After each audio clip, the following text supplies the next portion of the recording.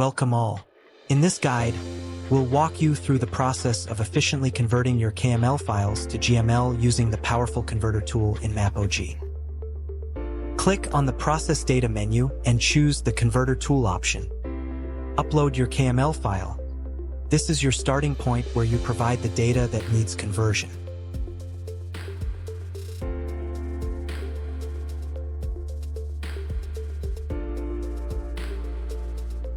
After uploading the data, select GML as the output file format.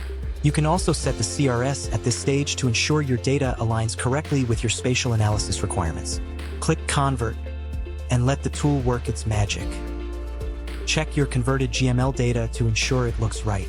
This step is crucial to verify that the conversion has been successful and the data integrity is maintained.